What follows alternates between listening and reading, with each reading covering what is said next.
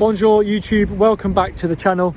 You join us today in a familiar place. First and foremost, you will recognise this place shortly. Secondly, it's the British winter. It's dreary, it's wet. Not the ideal day for talking about cars, but we move. Thirdly, Thomas is with me today.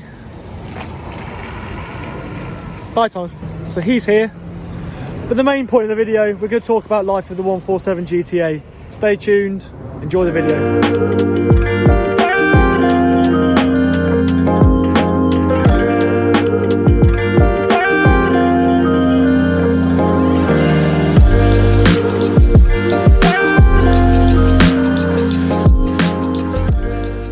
Here we are with the Alfa. So I'm going to ask Ollie a couple of questions. Running costs, Ollie, what kind of running costs are associated with the GTA? So for a car from 2004, it's going to be expensive, obviously, it's getting on.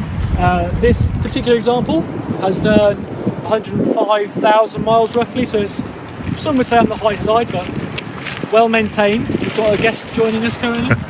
He wants to race. The running costs, look, it's a big V6 petrol, naturally aspirated, in a car from 2004, so it's not cheap, but it's not expensive. Insurance? Insurance is, I have a joint insurance plan with Porsche, but this on its own was around 700 Okay. for me in central London. That's not too bad at all then, really. So not too bad.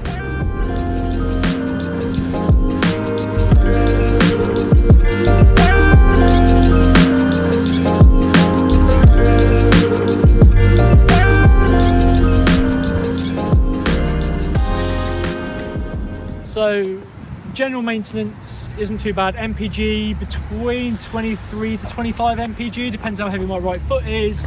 Then you've got things like servicing. Servicing is around 300 quid. Is that what, just for oil? That's, yeah, for just a standard service. That was been predominantly done by a company called Auto Delta. So you usually go to a specialist? Yes, yeah. Auto Delta, just there. You've seen the other videos as well where I've been picking the car up from them. So that they look after it predominantly. Then what else do we need? Tyres, I've got Michelin Pilot Sport 4s on, not the SS4s, they're about 100 and something quid a tyre.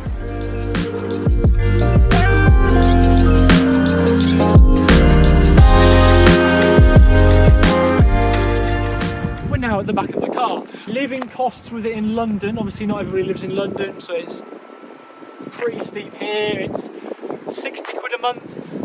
Parking. What's the tax on it? Taxes. I want to say 300 quid, but I could be wrong. Yeah, that's not too bad. Yeah, so the tax, insurance covered, parking covered.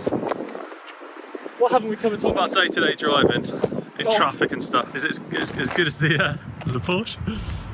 The turning circle is pretty poor on it, if I'm being honest. It's atrocious, isn't it? Yeah, Atrocious. but it's a massive engine in a small car in the front, and it's front-wheel drive, so it's going to be terrible. Sitting and chilling in it is actually a really comfy place to be. Let's look inside. It's just a bit noisy as well there. It's got quite a little quirky Italian interior, but it's quite a nice place to be. It's like the seats are actually really quite supportive, aren't they? They're kind of little really nice seats, yeah. Bucket seats, and like the dash and everything. Yeah, it's typical Alfa. I mean, it's a little bit dated inside, but it's pretty quirky, isn't it? It's different from your standard kind of hatchbacks at the time. But I don't. A bit nicer than a Golf, a 04 Golf. Yeah, I don't think it dates as badly either because there's no sat nav in it. Yeah. So those old screens date things really badly. Yeah, agreed. When this doesn't have it, so ignore my coffee cup, ignore my bag. It's just the back's hardly been sat in as well. Yeah, that's quite cool, isn't it? Yeah. The folder is an extensive list of all the work that's been done to it. Thousands and thousands and thousands of pounds. Yes. Should we go out for a drive? Let's go for a little rumble, shall we? And I can talk to you in the car.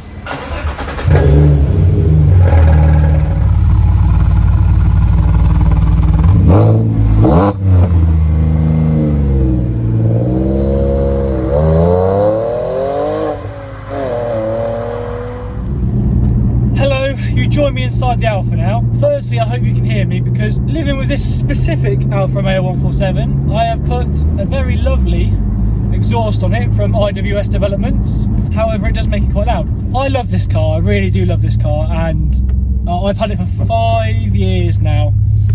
I've put a lot of blood, well, I've not put blood, sweat into it, but other people put blood and sweat into it, and I've put tears from my bank account. Let's have a little listen quickly.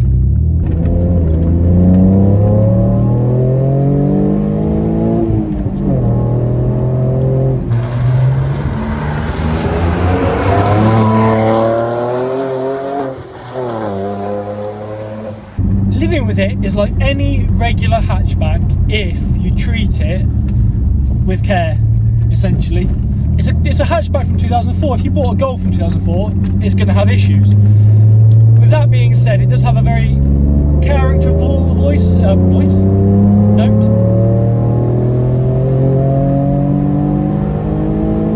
As you can hear, Tomo's behind me in the BM as well. I'm sure you'll see him floating around. It sounds good and it goes well. It's not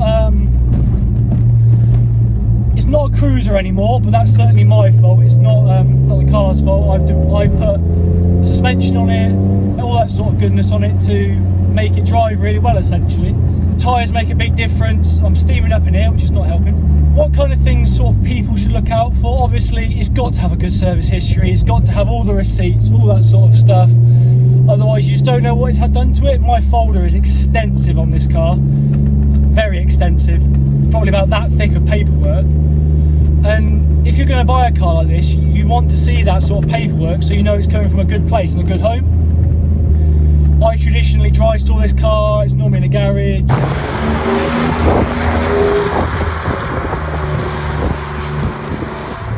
Right, I'm going to try recording some more before I steam up again and I can't see anything whilst I'm driving. Let's talk about the engine because it's the big thing that you can hear. 3.2 V6 with the tunes and the work that's been done to it. Cold air intake, high rev limit, new exhaust, I don't know if they're called manifolds downpipes. I think it's a combined thing in that.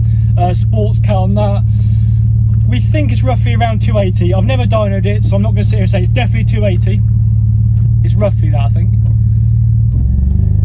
It pulls hard. It's a big V6 with no turbo, so no turbo lag. So it has low end torque, and then it revs really nicely up to the limit. You can have fun in this car, so definitely if you're looking to buy something like this, or one of these, sorry, you're going to enjoy it and have fun. It's so characterful, it has so much passion, you can feel it. When I was looking to buy these sorts of cars, I was looking at this for a Golf R, and I've said it before, the Golf R has nowhere near the sort of character that this does, if I'm being honest. But again, that's a modern hatchback and it'll do 0 to 60 in probably half the time this does. This isn't a car you're just going to get into and start it up, have tens of thousands of miles worth of driving with no issues or anything like that. It's a car you're going to have put a lot of time and effort and passion into to ensure you get the best out of it. You have to understand that it needs time to warm up. You can't just go out and the amount of sensors that I've broken because I've gone a bit too early and it's been a bit cold and it's a bit fragile. That's not a bad thing, you just have to understand it. What you get from this car, and that person's just gone through a red light in your Bentley. Wow, very nice. You have to understand this car and treat it like an old car because that's what it is. And if you do that, it'll treat you well. I think the elephant in the room obviously is the cost that I've done to it, and to be honest with you, this car would have been no more expensive to run than any usual car if it had been for me wanting to do bits to the car. I've got the folder in the back and I'll go through that, but I've made this car really, I'd like to think, one of the best examples of a 147 GTA around at the moment. Granted, it's got 105,000 miles, but the engine's strong as hell. It's not the engine you have to worry about.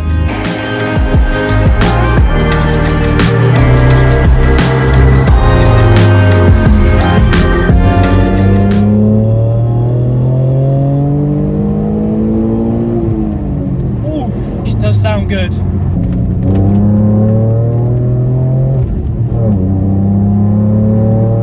The quirks of this car, it's an Alfa Romeo. Everyone who likes Alfa Romeos know they have their silly quirks and their idiosyncrasies and special things. So you have to understand that will come with this car.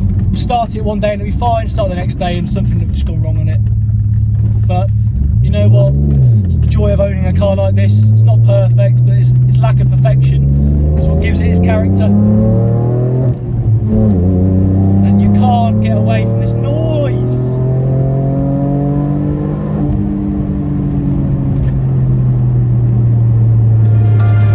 Well, I guess enough of me waffling in the car.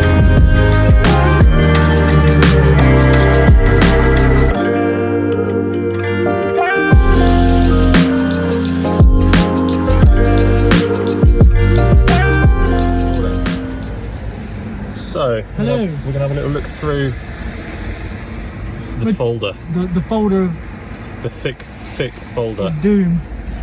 I guess it's got every service and MOT and all sorts in there. Yeah, it's got all the bits like Euro car parts invoices and stuff. The last spill, I won't go into exact numbers, but things like the alternator went. Had to get recovered. And I had to get recovered for that as well. You're looking at, for an alternator, just to replace it, is £350-ish, which on a Golf is I think 90. Does that include is that labour or is that just No, that's just the part. Oh, okey-dokey. Yes. But this is the stuff where it gets a bit more spicy. Things like the big brake kit, £280 for parts. Then the pads, £173 for parts. A coilover kit, £880. This is without labour, by the way. It's just the parts. Short shift. Short shift kit was £68. Yeah. 68. Pilot Sports, £120. Just look at the total there. Don't say that. Don't say that. But again, that's my fault. I did the discs twice because I warped them because I got them brand new. Went out for a hoon, got them hooked too hot too quickly, and then warped and I had to put brand new ones on again. Yeah. Oh dear. Cam belt had been done. Wasn't too bad actually. Wasn't too bad. £121. Does that include labour? No, just the part. Yeah. The labour's here. Bloody hell, we've got a lot done to it. Yeah, I've had a lot done to it. Manifold leak. It's got the sports cat on it, like £775. Just looking at the total of that one, it's even more than the previous one. For what? The total. Oh yes. Ignore that. So together, but I will cut. them two bills, you could buy quite a nice one around. You could buy one of these for that amount of money. Yeah, probably. Yeah. I think my point is, if I hadn't chosen to spend the money, it would be nowhere near as expensive as this. Yeah, you decided to put some quite nice bits on it. I think if you're buying one of these and you want to keep it as standard, you'll do really well just to spend about £8 grand. I paid £8 on this car. I think the market's changed slightly now though, but I can't get my sheets back in my folder. If you just maintain it normally and it's not going to cost you an arm and a leg, I don't think. Too much more than, but it's just the little niggles that go wrong with these cars because it is Italian and it is older now. So it'll have little niggles, electrics and stuff. That's the folder of doom. It's not the most reliable of cars. No, I wouldn't say that. Little electronic stuff though, like nothing's ever stopped me driving it, apart from the alternator. That's the only thing. But the alternators go on cars these days. Yeah, true. It could be the same as any car, I guess. Yeah, but it's just then the alternator, because it's a big engine and it's hidden away, the cost of fitting it in the part is much more. So all in all, not too bad, unless you're Ollie and you decide to spend loads and loads of money on it and put custom exhaust on it and expensive shit. Thank you for tuning in, guys. I hope it's been informative. Honestly, it's a fantastic car, and if you're in the market for a characterful hot hatch that's going to be fun to drive, I can't recommend this enough. I've loved my 5 years with it so far. Who knows what the future holds? I think I've probably done as much as I can do to it, so we'll see what happens in the future. Thank you for tuning in. We'll catch you on the next video.